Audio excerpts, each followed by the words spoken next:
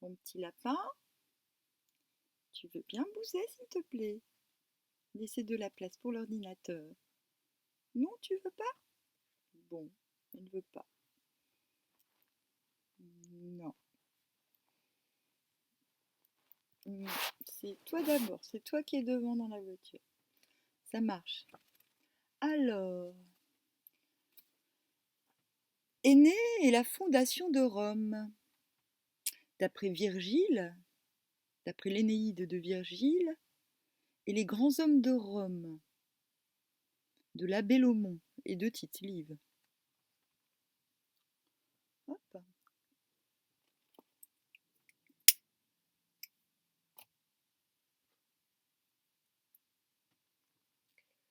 Le voyage d'Énée et l'Empire romain. Mais je l'ai déjà dit ou pas? Alors, pour Ulysse, voyager, c'est rentrer à la maison, retrouver sa patrie, sa femme, son fils, son palais et son chien. Pour Énée, fils d'Anchise et de Vénus, Aphrodite dans la mythologie grecque, seul prince troyen rescapé du massacre de la guerre de Troie, voyager, c'est fuir une patrie perdue, une ville en flammes avec son fils, son vieux père et ses pénates pour s'embarquer vers l'inconnu dans l'espoir de fonder un jour une nouvelle patrie au-delà des mers. C'est en tout cas ce que lui a promis Jupiter, Zeus, qui sait que le destin de Troie est de revivre un jour, en Italie, dans une nouvelle ville qui dominera le monde, Rome. C'est pas mal finalement ce parallèle entre Ulysse et Énée. Merci. De toute façon, c'est un livre qui est fait pour les enfants, hein.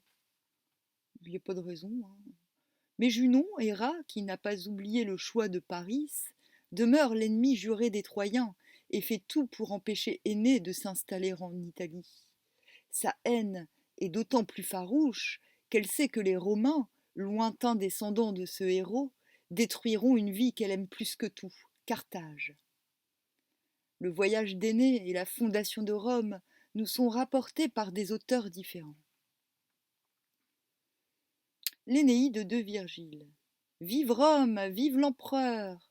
Virgile, 70-19 avant JC, rapporte dans l'Énéide le voyage d'Énée en Méditerranée, son escale à Carthage, ses amours éphémères avec la reine Didon et sa difficile installation en Italie. Ce poète, le plus illustre de tous les poètes romains, vécut à la même époque qu'Ovide. C'est à la demande de l'empereur Auguste qu'il composa cette épopée nationale, attribuant des origines héroïques et divines à l'Empire romain et à l'empereur lui-même, qui se disait descendant d'Énée. Pourquoi pas? Il s'agissait également de donner une origine divine aux terribles guerres puniques, pendant lesquelles Rome avait combattu avec succès Carthage pour la domination de la Méditerranée occidentale. Tite-Live et l'abbé Laumont, de la mythologie à l'histoire. Au début de son œuvre immense, l'histoire de Rome depuis ses origines, l'historien Tite-Live, donc lui c'est 59-17 après JC, rapporte la vie du plus célèbre de descendants d'Énée, Romulus, fondateur de la ville de Rome. Ce récit se situe encore à la frontière du mythe et de l'histoire. Romulus y est considéré comme le fils du dieu Mars, et sa vie est pleine de prodiges et de magie. Au XVIIIe siècle, à une époque où tous les écoliers de France apprenaient encore à lire et à écrire en latin, l'abbé Laumont, s'écrit L-H-O-M-O-N-D, 1727-1794, réécrivit l'œuvre de Tite-Live et celle d'autres historiens sous une forme abrégée à l'usage des premières classes de latin, les grands hommes de Rome. Didon et Énée. Si l'on en croit Virgile, après leur départ de Troie, Énée et sa flotte errent en Méditerranée, se rapprochant lentement de l'Italie. Quand ils quittent la Sicile, Junon demande à Éole, le roi des vents, de provoquer une tempête pour les faire périr. Mais le dieu de la mer, Neptune, Poséidon, calme les flots et sauve les héros qui s'échouent sur la côte africaine, où la reine Didon est en train de fonder une nouvelle cité, Carthage. Comme Énée, Didon a dû fuir sa patrie, Tyr, sur la côte phénicienne. Après que le roi, son frère, eut assassiné son époux pour s'emparer de ses richesses. Ne sachant s'il trouvera dans ce pays un peuple hospitalier, Énée laisse ses compagnons cachés sur le rivage et part en reconnaissance avec son fidèle compagnon Achate. Donc là, je lis le texte. Une heure plus tard, Énée et Achate arrivent aux portes de Carthage. Tout est admirable dans la ville, la masse des édifices, la matière dont ils sont faits, l'activité de la foule. Ici, l'on creuse un vaste port, là, on construit une citadelle, plus loin, on jette les fondements d'un théâtre, ailleurs, on taille dans le roc d'immenses colonnes. Énée et son compagnon croient voir une ruche pleine de diligentes abeilles. Ils se dirigent vers le centre de la ville, où se dresse un bois sacré, aux épais ombrages, et où Didon fait bâtir à Junon un énorme temple tout de bronze. Énée, étonné, fixe ses regards sur l'édifice. Une série de bas-reliefs représente la guerre de Troie, ses différents épisodes. Il reconnaît Achille, Hector, le fils d'Atrée, Ulysse et le funeste cheval de bois, Priam égorgé au pied des autels.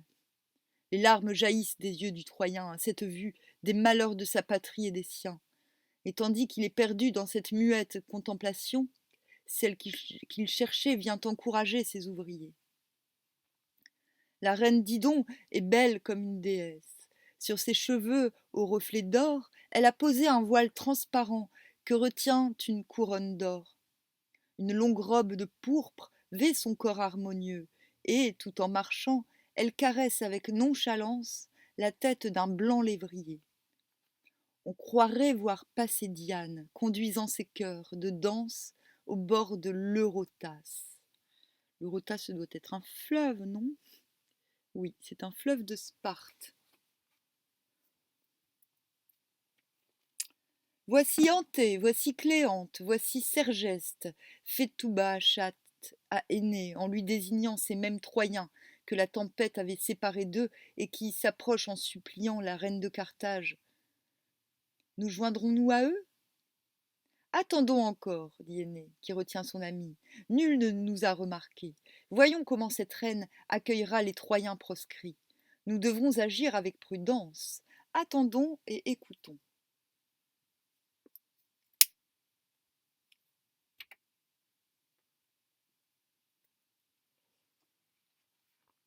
Mais Énée est bien vite rassuré. C'est avec bienveillance que la reine, assise sur son trône, au seuil du temple inachevé, écoute le récit suppliant que lui fait Ilioné, un vénérable Troyen, de l'effroyable tempête. Ne craignez rien, Troyens, dit doucement Didon, quand Ilioné s'est tu. Peut-être l'accueil de mes Phéniciens vous a-t-il paru méfiant et rude, mais un empire qui se fonde doit être sévère au nouveau venu s'il veut avoir de durables bases. Je vous aiderai. Que je souhaiterais que votre roi aîné eût pu, comme vous, aborder dans ce port, car la renommée des courageux Troyens est venue jusqu'à moi. Mais je vais envoyer des émissaires le long des côtes, afin qu'ils puissent le guider jusqu'ici, s'ils le rencontrent sur le rivage ou dans la forêt. Reine, s'écria à ce moment Aîné, en fendant la foule, voici celui que tu daignes chercher. Comment reconnaître tes bienfaits, grande reine qui as pitié des malheureux et qui leur ouvre ta ville? Les dieux seuls peuvent t'en récompenser, et les siècles garderont la mémoire de celle qui accueillit avec tant de bonté les restes des descendants de Dardanus. Didon a levé en souriant les yeux sur le héros troyen, mais son sourire s'arrête sur ses lèvres de rose. Une soudaine rougeur couvre ses joues, et sous l'étoffe brillante de son vêtement, son cœur palpite avec force. car Aînée est d'une beauté si majestueuse, si différente de celle de ses compagnons. N'est-il pas le fils de Vénus, la déesse suprêmement belle, que dit donc, interdite, et comme frappée de la foudre? Elle contemple sans un mot ce visage aux yeux sombres, aux cheveux de soleil dont les longues boucles caressent des épaules blanches et musclées.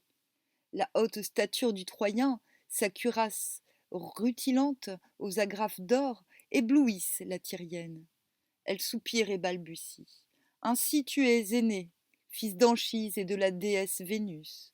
C'est toi qui, gendre de Priam, vis mourir ton épouse Créuse dans Troie incendiée. Je bénis la puissance qui t'a jeté sur ces rives. Moi aussi j'ai souffert, et c'est pour cela que j'ai appris à secourir le malheur. Suis-moi dans mon palais, ainsi que tous tes compagnons. Un banquet vous reposera de vos fatigues. Je veux qu'avant ce soir, tous les Troyens qui ont si durement erré des années soient mes hôtes choyés. Et, suivie de tous ses courtisans et des Troyens, elle gagne son palais. C'est beau. Je bénis la puissance qui t'a jeté sur ces rives. Moi aussi j'ai souffert et c'est pour cela que j'ai appris à secourir le malheur. C'est beau, hein? Prenez-en de la graine. Sauf qui peut. Lors d'un fastueux banquet, Énée fait à Didon le récit de la chute de Troie, la ruse du cheval de bois, le massacre puis l'incendie qui s'ensuivit. Il raconte que, au cours de cette terrible nuit, le fantôme d'Hector lui apparut, lui expliquant qu'il ne pouvait rien pour sauver la ville et lui ordonnant de partir avec les siens et les pénates de la cité pour fonder une nouvelle Troie au-delà des mers. Mais Anchise, le père d'Énée, était résolu à mourir sur le sol de ses ancêtres.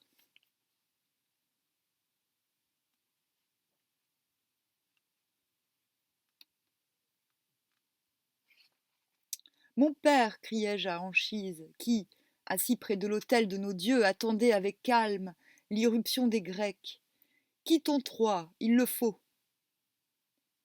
Euh, Normalement, on ne dit pas grec, on dit achéen.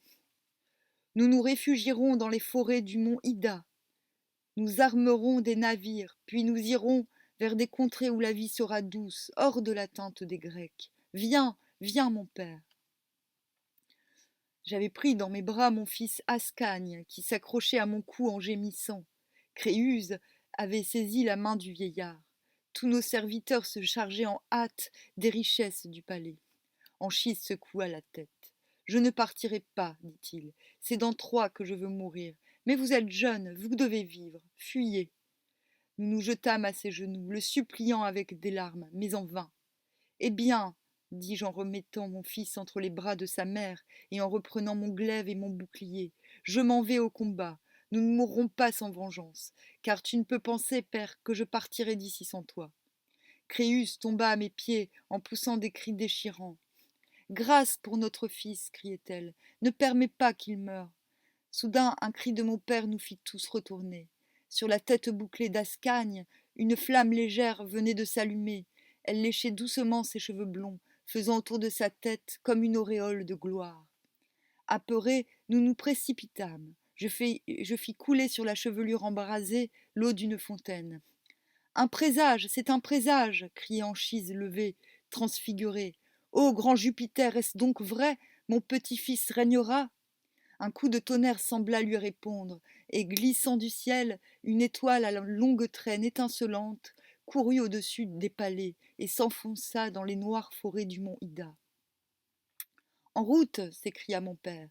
Jupiter me montre le chemin au bout duquel est la gloire de ma race. Partons, je suis prêt. Le vieillard enroula dans un pli de son manteau les objets sacrés, les dieux pénates de Troie, et, prenant mon bras, se dirigea en chancelant vers le seuil que léchaient déjà les flammes de l'incendie. Père, dis-je, laisse-moi te porter, ainsi nous nous sauverons ou nous périrons ensemble. Je saisis le vieillard entre mes bras et l'assis sur mes épaules, puis, prenant mon fils par la main, je sortis à pas rapides de la demeure de mes pères. Derrière moi venait ma femme, nos serviteurs couraient à nos côtés, muets et haletants.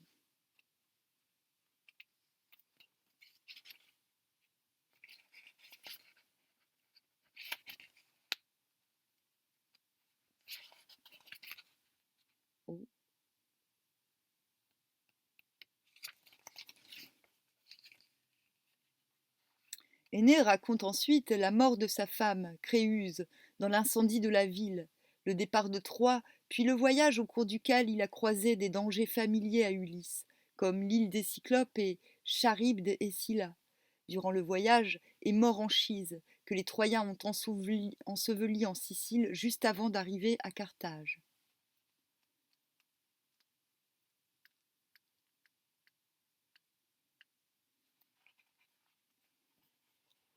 Oups. Jupiter intervient. Charmé par Énée, Didon le persuade de demeurer à Carthage. Grâce aux manœuvres de Junon, un amour naît entre Énée et Didon. N'est-ce pas le meilleur moyen de retenir les Troyens loin de l'Italie? Quand Jupiter s'aperçoit de la situation, il convoque son fils, Mercure, Hermès, messager des dieux. Le messager des dieux. Mon fils, lui dit-il, prends ton essor, je veux t'envoyer auprès des hommes, au-delà de la grande mer, sur la côte d'Afrique. Un Dardanien que j'aime est en péril.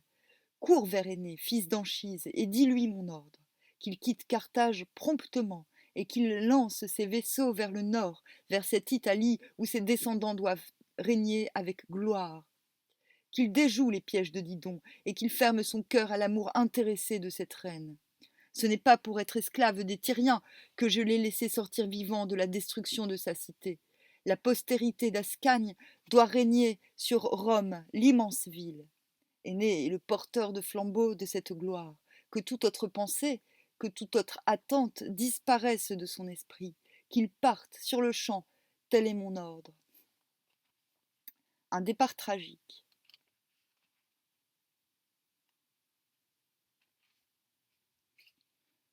Bien qu'amoureux de Didon, Énée respecte la volonté des dieux et ordonne à ses hommes d'embarquer sur leur vaisseau.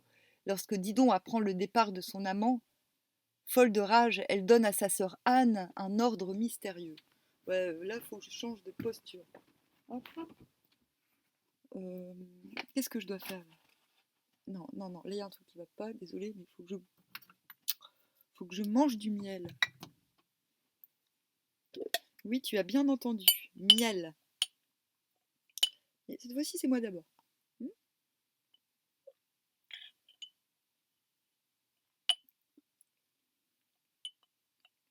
Tiens. Mmh. Mais oui, c'est bon. Mmh. C'est bien ma série.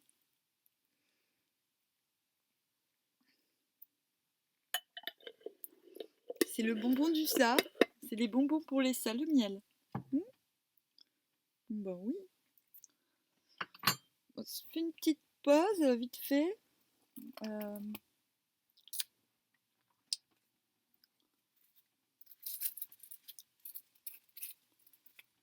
Je découvre, hein. Bon, c'est un peu la honte. J'ai jamais lu l'Énéide. Donc je découvre en même temps que vous. Voilà, j'en ai eu des bribes, mais c'est. Je fume. Allez, je fume.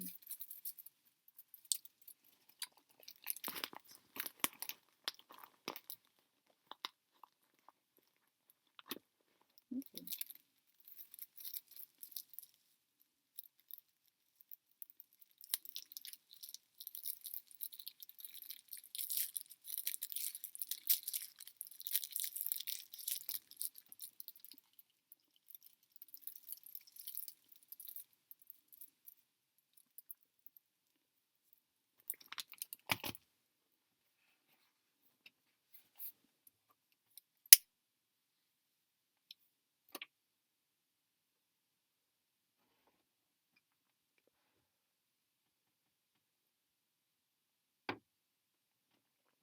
Ma sœur, aide-moi à préparer un bûcher sur cette terrasse. Un bûcher? Fait Anne, étonnée et inquiète. Oui. Et Didon trouve la force de sourire. Je veux brûler et détruire tout ce qui a appartenu, ne fût-ce qu'une minute, à cet homme, dans mon palais. le lit où il s'est reposé, la table où il s'est assis, les vêtements, les armes qu'il a quittées pour prendre ce que je lui donnais. Nous dresserons des autels autour du bûcher, afin d'y invoquer l'Éreb, le chaos, la triple hécate, les divinités infernales. Une fois, il y a un garçon qui est venu dans mes rêves et il m'a conseillé de faire ça, de brûler les meubles de tous les gens, de brûler tous les meubles qui étaient chez moi, qui appartenaient à des gens qui m'avaient fait du mal.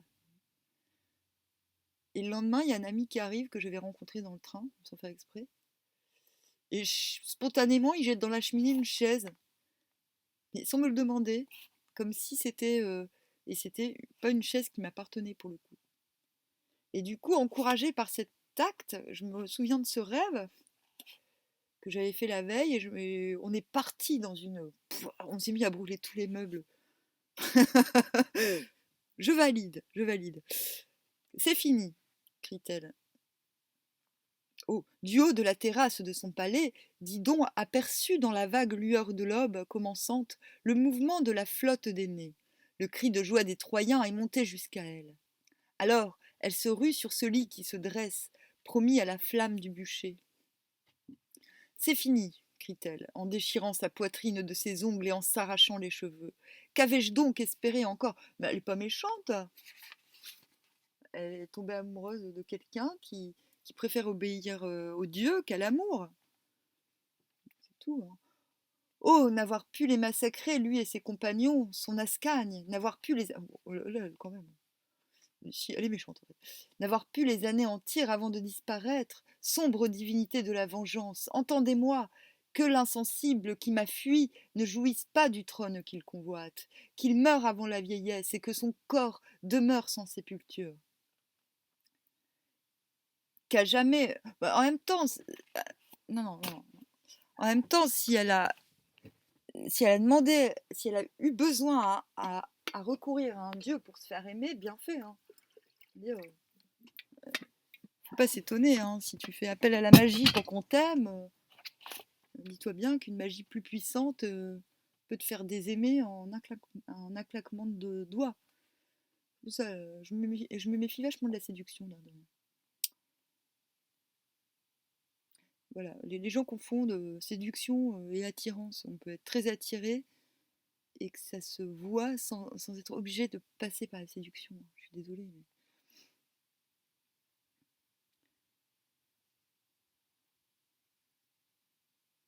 C'est ça, finalement, la séduction, c'est de la convoitise.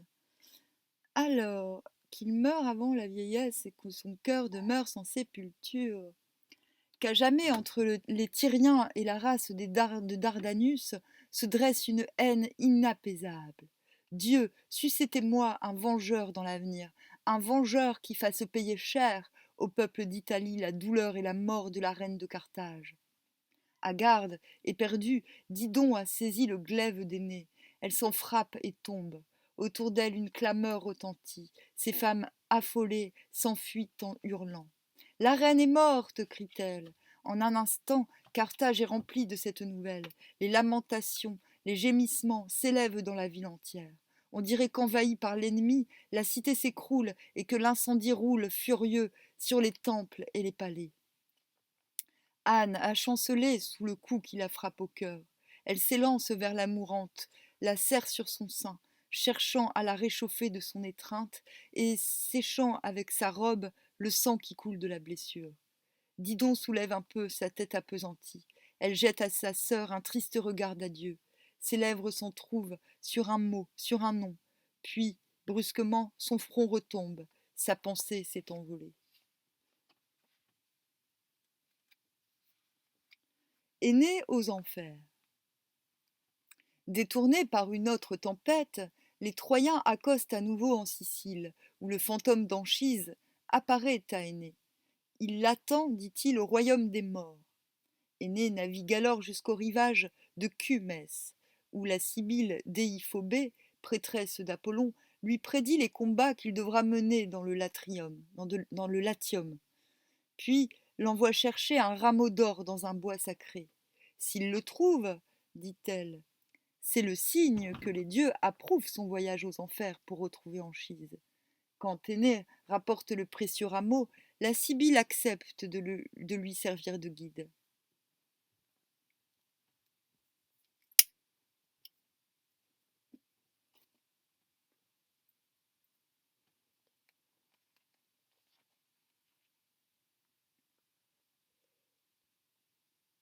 Et elle s'élance avec une sorte de fureur sur les pentes de nuit qui s'ouvrent devant eux.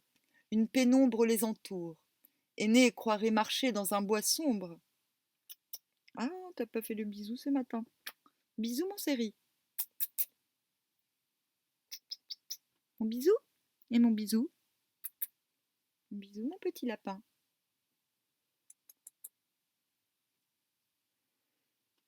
Hmm.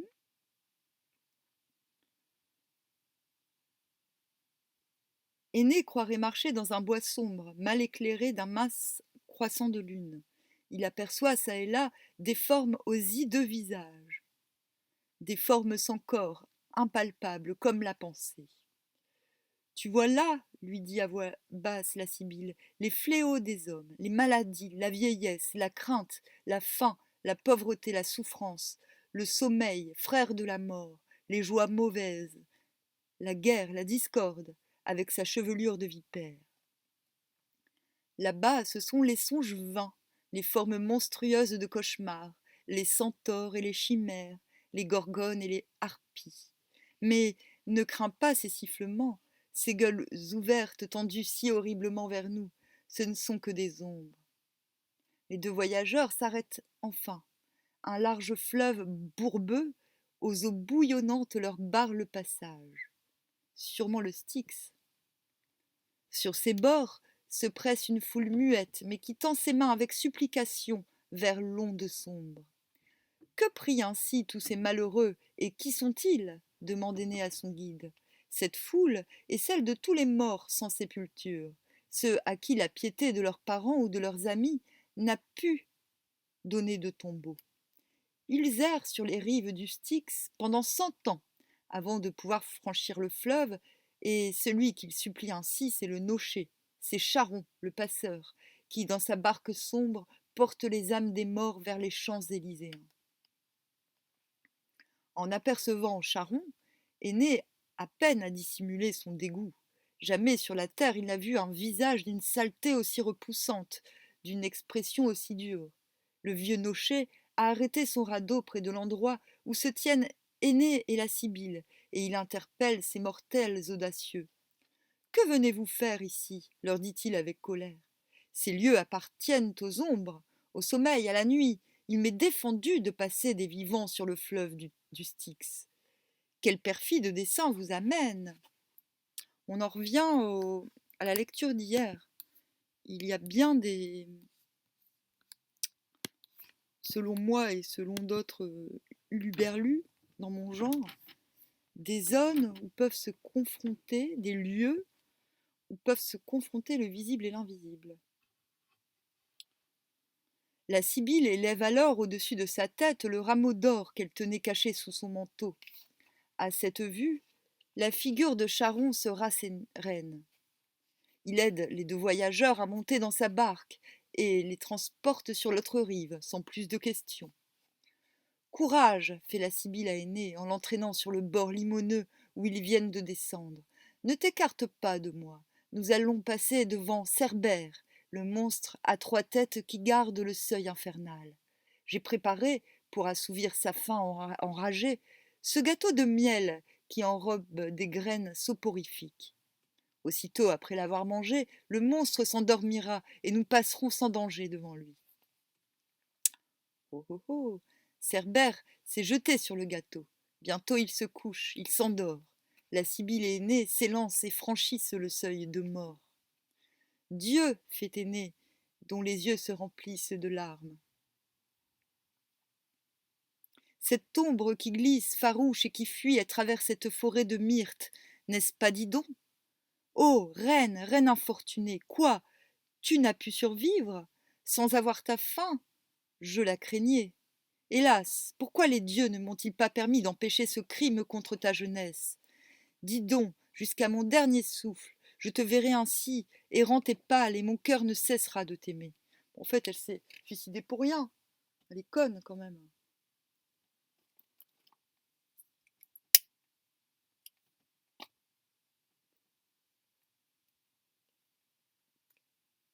Elle s'est repris un sortilège dans la gueule, en fait. Comme elle a demandé l'aide des dieux pour être aimée, elle est partie du principe que s'il partait, c'était que l'enchantement était parti. Pas une fois, elle s'est dit, eh mais plutôt que de dire qu'il part mais qu'il l'aime et de lui demander d'aller avec, mais non, en fait, elle s'est imaginée qu'il ne l'aimait pas. Les sanglots d'aîné retentissent en vain. Celle qu'il pleure passe, indifférente à sa peine. En mourant, son cœur détestait ce Troyen. Bah oui, sinon, je pense que si elle l'aimait vraiment, elle n'aurait pas fait acte de magie pour se faire aimer. Au séjour des morts, les sentiments de haine habitent encore son âme. En soupirant, Aîné reprend sa marche derrière son guide, cherchant à cuirasser son cœur contre tant de douleurs qui le frôlent. Puis c'est la foule des guerriers morts en combattant et qui errent parmi les champs fleuris. Aîné tend les bras à ses compagnons de lutte de naguère. Voilà le roi Priam, ses fils, ses gendres, tous ceux qui sont tombés dans les champs phrygiens, entre les murailles de la cité incendiée. Amis, murmure le héros, avec quelle douloureuse joie je vous retrouve, vaillants défenseurs de la patrie, souvenirs vivaces dans mon cœur. Des noms sur des lèvres, des ombres dans ce noir séjour, voilà tout ce qui reste de tant d'hommes courageux. Viens, viens, fait la Sibylle, en entraînant Aîné, ne te livre pas aux tristes réflexions que fait surgir en toi la vue des âmes errantes. Sois satisfait, au contraire, de connaître encore les douceurs de la vie alors que la mort nous entoure. Hâtons-nous. Voici l'endroit où bifurque la route. Celle-ci sur la droite est celle que nous devons prendre. C'est le chemin de l'Élysée. Retenez bien, c'est à droite. Hein. On ne sait jamais. Hein. On ne sait jamais si vous mourrez demain. Alors, si je meurs demain. Donc voilà à droite hein, pour aller aux Champs-Élysées. Du séjour des âmes heureuses. Bon, en même temps, c'est pas forcément le plus drôle des séjours. Là, tu retrouveras toutes ces ombres, d'autres encore, toutes les ombres de ceux qui vécurent dans l'honneur et dans la vertu. L'autre route mène au Tartare maudit. Tout en suivant son guide sur le bon chemin, Aîné ne peut s'empêcher de tourner curieusement la tête vers le lieu où s'enfonce la voie des tourments. Un énorme rocher se profile à l'horizon. Il est ceint de larges remparts qu'entoure un triple mur. Le Phlegéton, aux eaux enflammées, l'enveloppe de ses vagues tumultueuses. Une tour de fer se dresse au sommet du roc, et une énorme porte d'airain barre l'entrée. Des cris horribles, des bruits de chaînes, des claquements de fouet retentissent. Déiphobée, dit Aîné, qui sent son cœur palpiter de crainte. Qui donc crie ainsi? Quel châtiment peut arracher à des êtres d'aussi terribles plaintes? Ne t'aime point, commande la Sibylle, en pressant le pas, ce que l'on punit en ce lieu d'épouvante, ce que Tisiphone, flagelle de coups de fouet, reçoivent là la juste récompense de leurs crimes sur la terre. Tu verrais là, dans le profond Tartare, tous ceux qui ont volé, tué, haï leurs frères humains.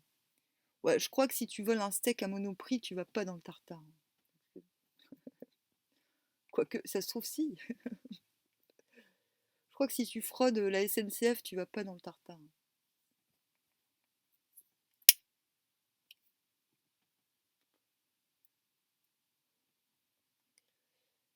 Ceux qui ont trahi leur serment, qui ont vendu leur patrie. Et là, on sort les violons. Ploup, ploup. La Sibylle et Aîné arrivent enfin devant les portes du bienheureux séjour. Devant les yeux enchantés d'Aîné s'ouvre alors un horizon que nul mot humain ne peut dépeindre. Un soleil près duquel celui qui éclaire la terre n'a qu'une faible lumière, inonde un éther transparent de ses rayons pourpres. Des prairies, des bosquets pleins de fleurs et d'oiseaux merveilleux offrent de toutes parts leurs parfums ou leurs ombres chantantes. Tous les plaisirs de la terre, d'autres plus beaux, plus doux encore, inimaginables à nos sens restreints, occupent la vie des ombres bienheureuses. Les danses, les jeux, la musique, les luttes, les courses joyeuses mettent leur ardeur parmi la magnificence des choses. Chacune des âmes retrouve amplifiées les joies saines qu'elles aimaient dans la vie. Nul ennui, nulle satiété ne s'empare d'elle, le renouveau de son plaisir est éternel. Au front de toutes ces ombres s'enroule un bandeau blanc, en symbole de pureté et de joie. Je n'ai jamais été attirée par le paradis.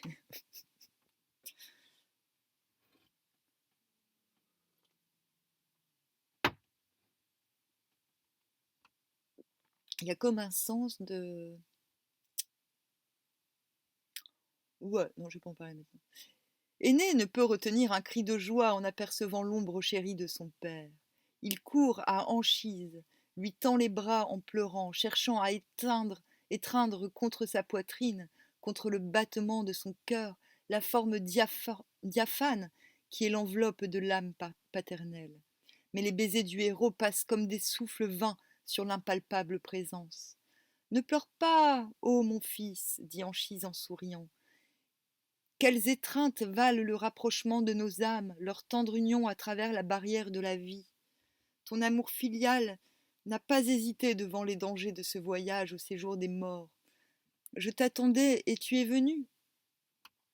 Ô mon père, fait Aîné, dont les yeux sont baignés de douces larmes. Les portes du Tartare elles-mêmes ne m'auraient point arrêté dans mon élan vers toi. J'ai laissé ma flotte à l'ancre dans la mer Tyrrhénienne, et le guide que tu m'avais indiqué m'a mené jusqu'ici. Mon père, es-tu heureux? Anchise, sans répondre, montre d'un geste à Aîné surpris le spectacle du vallon où il aime à se promener. Un fleuve aux eaux paisibles d'un transparent azur coule entre des rives fleuries et des halliers ombreux, et, le long des berges, ainsi qu'on voit dans les prés, dansant dans les rayons du soleil, les innombrables et bourdonnants insectes qui se posent sur la blancheur des calices, une foule se presse, se penche vers l'onde, y boit avec délice sa fraîcheur.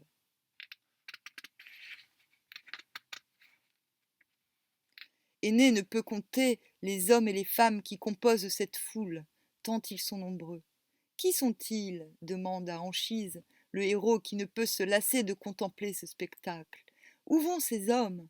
Pourquoi se désaltèrent-ils ainsi à la coupe du fleuve? Ce fleuve s'appelle le Léthé, dit le vieillard, et ses eaux apportent l'oubli à qui s'y désaltère. Voilà pourquoi faut pas y aller. Toutes ces formes que tu vois sont des âmes qui attendent des corps. C'est la salle d'attente de recyclage. Déjà, elles ont vécu sur la terre, dans des enveloppes de chair. Elles ont souffert, aimé, haï. Le Léthé leur enlève le souvenir de leurs maux terrestres. Ainsi, ces âmes ont connu la fatigue de vivre, fait Aîné avec étonnement, et elles ambitionnent encore de quitter ce séjour enchanteur. Elles sont oublieuses du passé, dit Anchise, qui hoche la tête. Le désir, l'ardeur de vivre sont éternels dans chaque être. Homme ou plante, monde ou parcelle de poussière. Alors ça c'est vrai, on ne peut qu'aimer, on ne peut qu'oublier. C'est-à-dire si on n'oublie pas, eh ben, on n'est pas capable de faire acte de synthèse. Voilà, il y a deux formes d'intelligence, si vous voulez. Il y a la faculté d'adaptation, qui est basée sur la peur. Finalement, on s'adapte. Pourquoi? Parce qu'on veut être accepté, parce qu'on a peur d'être rejeté, ou tout simplement parce qu'on a besoin des autres pour survivre, donc on s'y adapte. Et après, il y a il y a l'intelligence. Donc c'est une forme c'est une intelligence basée sur l'analyse. Ok? Et à côté, il y a l'intelligence synthétique, c'est-à-dire qui n'analyse pas. Moi c'est cette intelligence-là que j'ai. Moi, je n'analyse pas, je synthétise. Et du coup, j'oublie.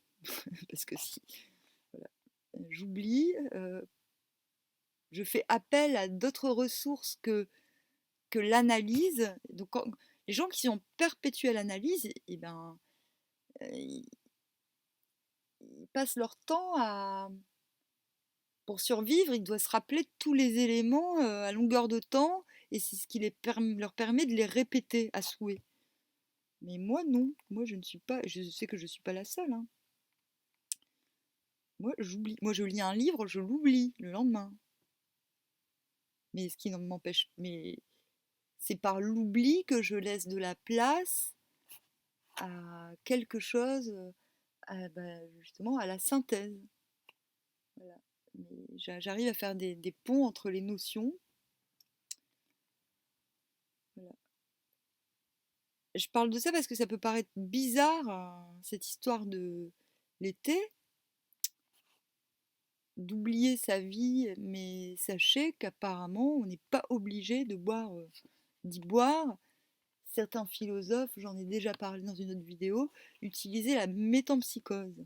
Savez comment renaître sans passer par le schmilblick. Et donc revenez sur Terre avec leur mémoire. Parce que cette mémoire, finalement, c'était pas la mémoire analytique. Ils n'avaient pas de mémoire analytique, ils avaient une mémoire absolue. La mémoire analytique, c'est de la mémoire relative. La mémoire absolue, c'est que tu fais tellement confiance à ce que tu avales que tu le laisses hors de ton corps finalement. Et tu vas repiocher dans cette... voilà, il faut avoir quand même une certaine maîtrise des dimensions pour arriver à ça, quoi, quand même. Mais je pense que tous les enfants le font spontanément. D'ailleurs, j'ai envie de dire, ceux qui sont mauvais à l'école, qui retiennent pas les leçons, à mon avis, ils sont plutôt enclins à ce type de synthèse. Ça les, voilà, la preuve étant que le fait de ne pas retenir des leçons qui les refusent de se gaver ne les empêche pas d'être brillants dans certains domaines. Tout cela est une question de spontanéité, en fait, hein. Si tu passes ton temps à analyser, tu deviens quelqu'un de pas très spontané, et l'improvisation, c'est pas trop ton truc, hein. Alors, du coup, je parle de ça pour dire que au début, je me méfiais, je me dis, oh oui, mais bon, oui, c'est bon, paradis, super. Mais je sentais bien qu'il y avait un truc louche derrière. Et c'est ça, ce truc louche, finalement. Même les gens, ils sont heureux, machin, ils peuvent pas s'empêcher, faut qu'ils aillent oublier. C'est bizarre, hein, quand même.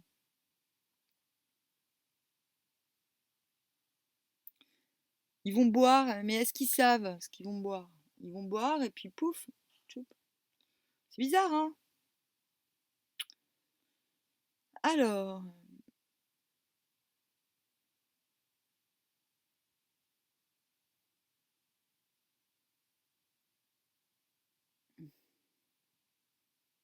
elles sont oublieuses du passé, dit Anchise, qui hoche la tête. Le désir, l'ardeur de vivre sont éternels dans chaque être, homme ou plante, monde ou parcelle de poussière. Et comme les âmes ne meurent pas, celles qui étaient sans crime vrai et qui se sont purifiées de leur souillure par 1000 ans d'attente recommencent sans cesse à vivre. Tu me demandais si je suis heureux dans ce lieu, ô mon fils. Oui, car on te l'a dit peut-être, je passe mes jours penché sur l'avenir. Tu vas me comprendre. Viens, approchons-nous du fleuve. Anchise entraîne le héros, et ils arrivent bientôt au milieu de la foule silencieuse qui passe sans arrêt. Voici l'avenir, dit Anchise, d'une voix profonde, en désignant à Aîné des hommes de haute taille, dont le front large et droit a quelque chose d'impérieux. Masques de chefs et de rois. Voici ceux de notre race qui feront de nous, Troyens vaincus et exilés, les ancêtres vénérés d'un peuple surhumain. Aîné, sur la terre d'Italie te naîtra un fils. Ce sera le rejeton de ta vieillesse. Il vivra peu, mais assez pour transmettre à son fils la couronne d'Albe la longue. Et voici Procas, Capis, Numitor, Silvius aîné, nos descendants. Voici Romulus, fondateur de la ville, de notre ville, de l'illustre Rome, reine du monde et féconde en héros. Oui, mon chéri. Oh, moi, oui. Anchise a vu juste. Après la descente d'Énée aux enfers, les Troyens poursuivent leur voyage vers le nord et parviennent au pays des Laurentes, où un présage leur indique qu'ils sont parvenus au terme de leur périple. Latinus, roi des Laurentes, offre à Énée la main de sa fille Lavinia, le désignant ainsi comme son successeur. Or, Lavinia a déjà été promise à Turnus, le roi d'une tribu voisine. Excitée par Junon, elle est chiante elle, hein, purée. Turnus déclare la guerre aux Troyens, mais trouve la mort sous le glaive d'Énée. C'est sur cet événement que s'achève l'Énéide de Virgile. Bon, en même temps, c'est normal, elle est comme son mari. En fait, ils ont exactement le même caractère, hein. Sauf que Héra, elle va pas baiser à droite à gauche, mais j'ai envie de dire, Héra, elle est aussi chiante que Zeus, hein. Ils sont pénibles, hein. Ça y est. Ah, mais de toute manière, ils savent très bien, je n'ai pas à cacher et avoir honte de...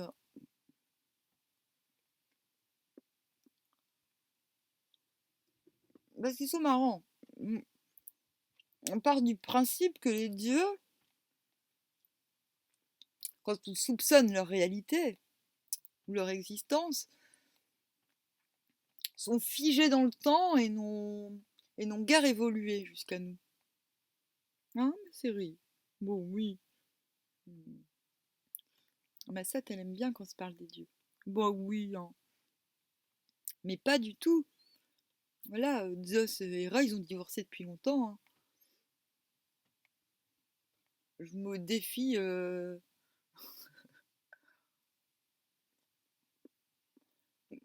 Hera, c'est bon, elle est passée à autre chose, hein. Bah oui.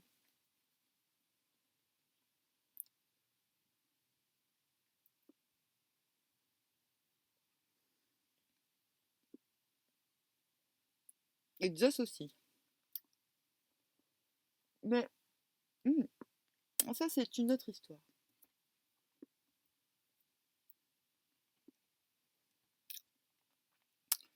Et ce sont peut-être même les fondements de... euh, cette histoire permettrait peut-être de faire une belle introduction à l'exopolitique, dont je compte vous parler sous peu, en faisant une lecture des requins dans le ciel en mode intense et commenté. J'avais pas envie de le faire l'autre jour, j'étais encore un peu timide. Romulus et Rémus. À la suite de Virgile, les historiens racontent qu'Énée, succédant à Latinus, fonde la ville de Lavinium, du nom de son épouse Lavinia. Il règne alors sur un petit royaume où se mêlent les Laurentes et les Troyens. En l'honneur du vieux roi, il nomme ce peuple nouveau les Latins et son pays Latium. Après sa mort, ses descendants fondent la ville d'Albe, où il règne paisiblement pendant plusieurs générations. Après le règne de Procas, 13e roi d'Albe, une querelle de succession entre ses fils provoque la naissance de deux célèbres jumeaux, puis la fondation d'une ville qui va changer la face du monde. C'est ce que raconte l'abbé Lomont au début des Grands Hommes de Rome. Il reste combien de pages là? Parce que je commence à me fatiguer la voix là. 2. Procas, roi des Albains, eut deux fils, Numitor et Amulius. Il laissa le trône à Numitor qui était l'aîné, mais c'est Amulius qui régna, après avoir chassé son frère, et pour le priver de descendance, il fait de sa fille Rhea Silvia une prêtresse de Vesta. Néanmoins, celle-ci mit au monde, en une seule fois, Romulus et Rémus. Bien joué. Ayant appris la chose, Amulius emprisonna la Vestale et fit placer dans un berceau, puis jeter au Tibre ses petits. Le Tibre, par hasard, avait alors débordé de ses rives, mais quand le fleuve se retira, l'eau laissa les enfants sur la terre sèche. Il y avait à l'époque de vastes déserts en ces lieux.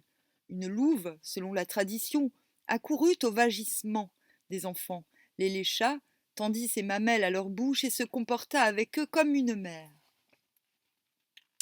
C'est logique.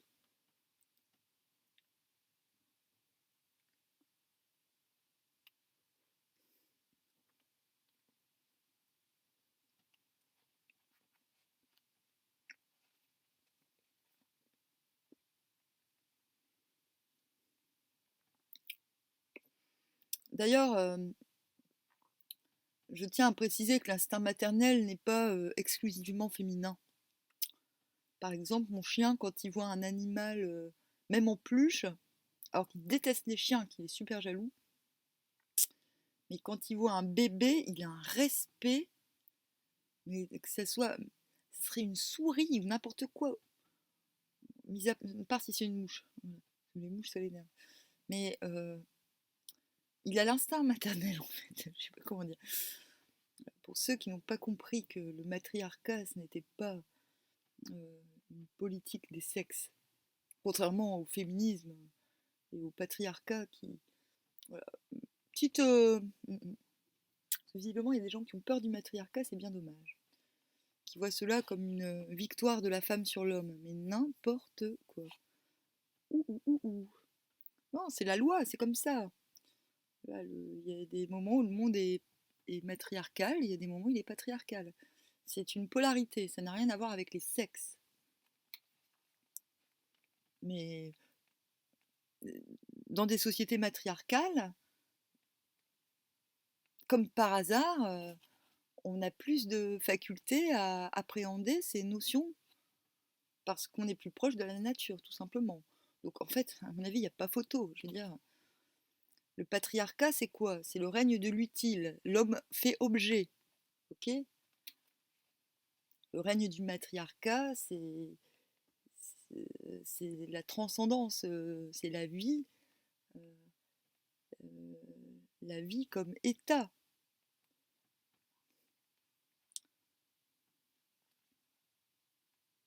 Et la vie est tout ce que... Ben voilà, il n'y a pas de politique matriarcale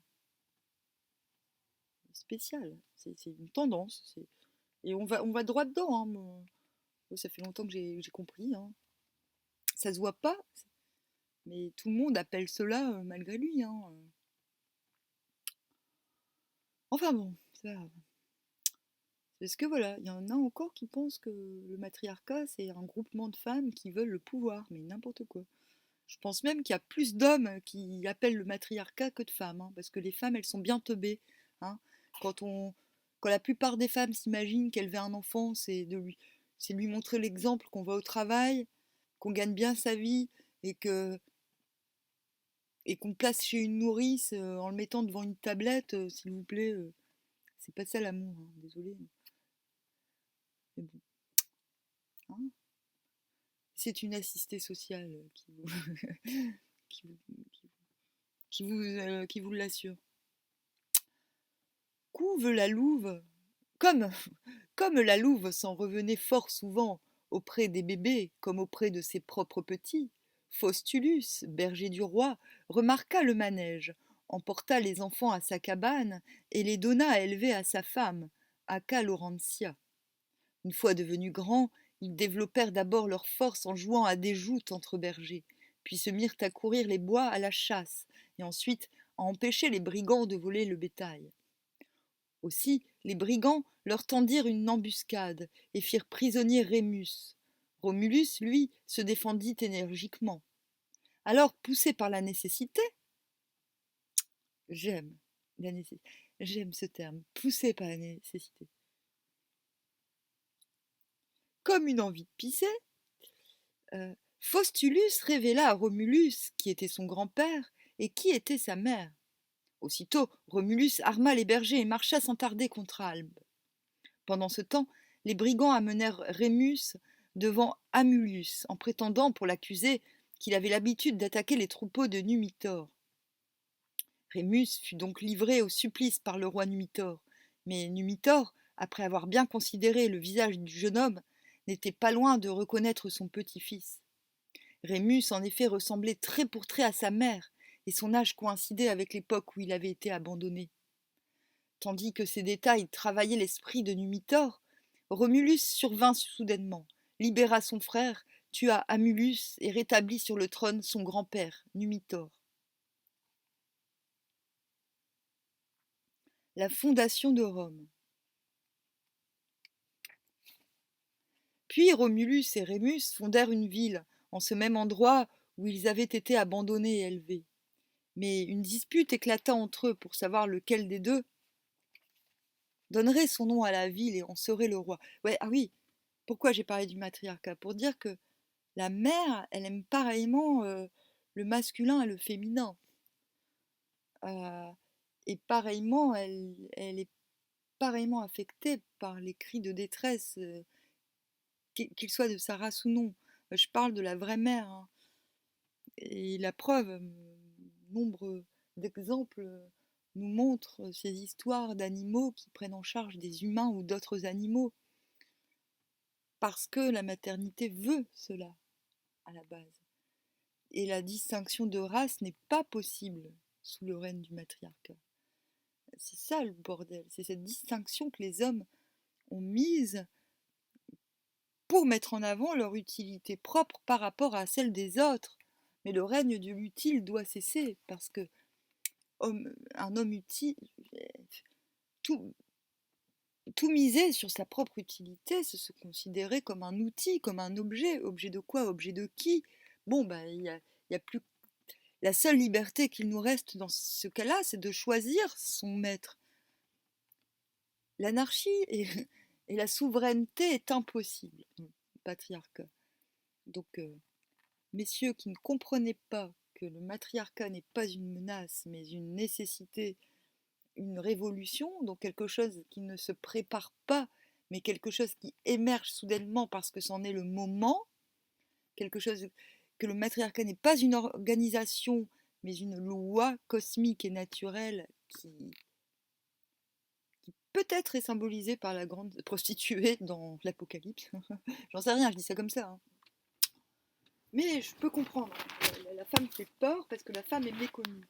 Et la femme, en tant que quantité, que polarité, est méconnue parce que la femme elle-même se cache. Voilà, c'est pour ça que je ne suis pas féministe, parce que la plupart des femmes ont les mêmes défauts que les hommes et que de toute manière, ça ne sert à rien, ce combat ne sert à rien puisque les hommes ont, peuvent bien souvent avoir plus de qualité maternelle que les femmes. Donc là n'est pas le débat en fait. Euh,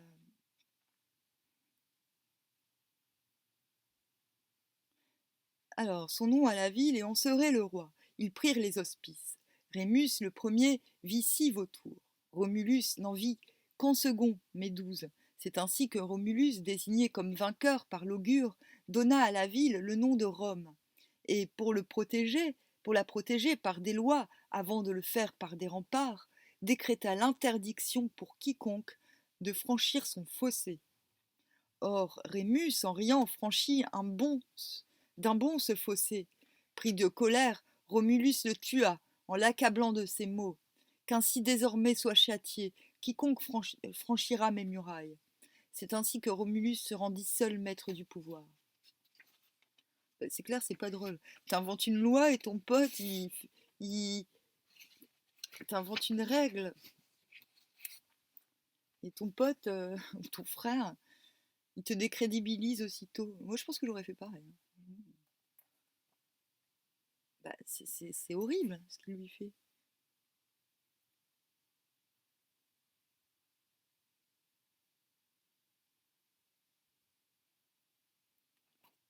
Je parle dans une relativement. À cette époque, les gens se tuaient pour un oui ou pour un non, on est bien d'accord. Bon. Alors, l'enlèvement des Sabines.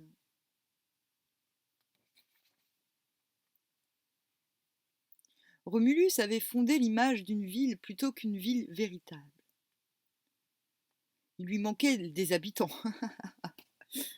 Donc en fait, il a tué son frère devant personne. Genre, ils sont à deux, ils jouent à magie de rôle, genre, oui, bah ce fossé, on n'a pas le droit de le dépasser, hein. Ouais, c'est ça. Oups, bon bah je te tue. Ah merde, j'ai plus personne pour jouer avec. Non mais voilà, c'est ça l'histoire de Rome. Et c'est ce qui s'est passé pendant tout le temps, hein. Je tue mon frère et après je suis comme un con à pleurer parce que j'ai plus personne avec qui jouer. Ouin. Romulus avait fondé l'image d'une ville plutôt qu'une ville véritable. Il lui manquait des habitants. Donc c'est ça, c'était vraiment. Avant, les gens, ils étaient dans magie de rôle. Ils étaient dans des jeux de rôle permanents. Et ils en sortaient que par la mort, quoi.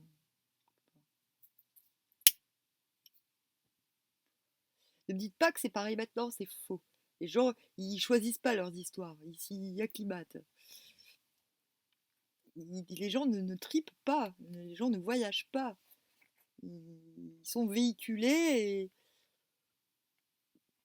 et ils sont traînés, quoi. Ils sont traînés sur des sentiers qu'ils ont le droit de décorer, cela dit. Hein. Mon ami Tonton Rémy, il dit de toute façon, le seul droit que les femmes ont gagné jusqu'à aujourd'hui, c'est celui de changer de coupe de cheveux et, et d'en changer la couleur. Ça peut paraître méchant dit comme ça, mais c'est pas méchant, c'est une réalité. C'est que, ben, de toute façon, si on a autorisé les femmes à voter, c'est qu'à un moment donné, elles étaient tellement alignées sur l'esprit des hommes que ça n'aurait rien changé au fait qu'elles votent. Alors, il y avait à proximité un bois sacré. Il en fit un asile. Là vint aussitôt se réfugier une multitude de brigands et de bergers. Mais comme ni Romulus ni son peuple n'avaient d'épouse, oh putain, le roi envoya des ambassadeurs chez les peuples voisins pour qu'ils leur demandent une alliance et des mariages réciproques. Nulle part l'on écouta l'ambassade favorablement. On ajoutait même par moquerie: pourquoi n'avez-vous pas ouvert votre asile aux femmes aussi? Cela vous ferait des mariages bien assortis. Romulus, dissimulant sa rancœur, genre asile de fous, c'est bien ce que je disais, c'est des fous, des brigands, Et c'est bien Rome. Ils jouent à des jeux de rôle toute la journée, et puis au bout d'un moment ils disent bah ouais, mais si on n'a pas de femme et qu'on n'a pas d'enfants, ça va pas marcher notre truc. C'est trop, c'est super mignon, non? Romulus, dissimulant sa rancœur, fait préparer des jeux, qu'est-ce que je disais, et ordonne qu'on annonce ce spectacle aux voisins. Genre, à Noël, avec tes frères et tes cousins, tu prépares un spectacle de théâtre pour tes parents, ils sont tous bourrés, ils te regardent même pas, mais toi, t'es youhou. Bon, bref, on a tous connu ça, je crois. Ils y vinrent en foule, poussés en outre par la curiosité de voir la ville nouvelle, et surtout les Sabins, avec femmes et enfants. Lorsque vint l'heure du spectacle et que l'attention, comme les regards, n'allait qu'à lui, à un signal, les Romains enlevèrent les jeunes filles, et ce fut aussitôt cause de guerre. Tu m'étonnes. Bon stratagème. Mais c'est un stratagème de gamin, on est d'accord? Non, vous n'êtes pas d'accord. Moi je dis, Romulus, il avait 13 ans, pas plus, quoi. Les Sabins, à cause de l'enlèvement de leur jeune fille, Romulus est puceau. Voilà, et il y a tous les puceaux des parages qui sont venus. Les Sabins, c'est le début, c'est une sorte d'armée des enfants fous, hein. Ils n'ont pas de parents. Voilà, je vous explique tel que je vois les choses. Ça se trouve, c'est vrai, hein, on ne sait jamais. Hein. Les Sabins, à cause de l'enlèvement de leur jeune fille, elles devaient être trop contentes, les meufs, déclarèrent la guerre aux Romains. Tandis qu'ils approchaient de Rome, ils rencontrèrent Tarpeia, une jeune fille, qui était descendue dans la vallée pour aller puiser de l'eau destinée aux cérémonies religieuses. Son père était commandant de la citadelle de Rome. Ah bon, bah faut savoir, je croyais qu'ils n'avaient pas d'enfants à Rome. Titus Statius, chef des Sabins, autorisa Tarpeia à choisir une récompense si elle conduisait son armée sur le Capitole. Elle demanda ce que les Sabins portaient à la main gauche, sans doute leurs bagues et leurs bracelets. On feignit de les lui promettre, et Tarpeia conduisit les Sabins dans la citadelle. Là, Tatius ordonna qu'on l'écrase sous des boucliers, car à la main gauche, les Sabins portaient aussi un bouclier. Ainsi, cette trahison sacrilège fut promptement châtiée. Ah, c'est horrible. Romulus s'avança au-devant de Tatius et engagea la bataille à l'endroit où se trouve aujourd'hui le Forum romain. Au premier assaut, un homme en vue parmi les Romains nommé Hostilius tomba en combattant avec le plus grand courage. Consternés par sa mort, les Romains se mirent à fuir. Je vous dis, ils ont 13 ans. Déjà, les Sabins s'exclamaient à l'envi. Nous avons vaincu des hôtes perfides et des ennemis nuls à la guerre. Ils savent maintenant qu'enlever des jeunes filles et se battre contre des hommes, ça fait deux. Alors Romulus, en levant ses armes vers le ciel, promit un temple à Jupiter, et fût-ce par hasard ou par une intervention divine, un peu des deux. L'armée s'arrêta de fuir.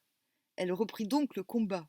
Mais les femmes qui avaient été enlevées, tous cheveux défaits, osèrent se précipiter entre les traits qui volaient, et en suppliant d'un côté leur époux, de l'autre leur père, elles rétablirent la paix. Allez, papa, s'il te plaît, s'il te plaît, s'il te plaît. S'il te plaît, je m'amuse trop. Romulus conclut un traité avec Tatius et admit les Sabins dans la ville. Il choisit parmi les hommes d'âge 100 d'entre eux pour tout faire selon leurs conseils, et en raison de leur âge sénile, on les appela le Sénat.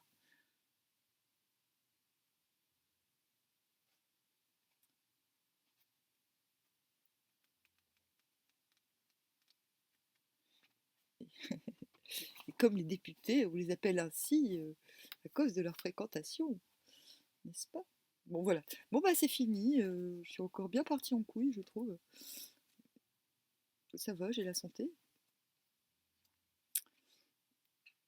Bon, bah, à plus, hein.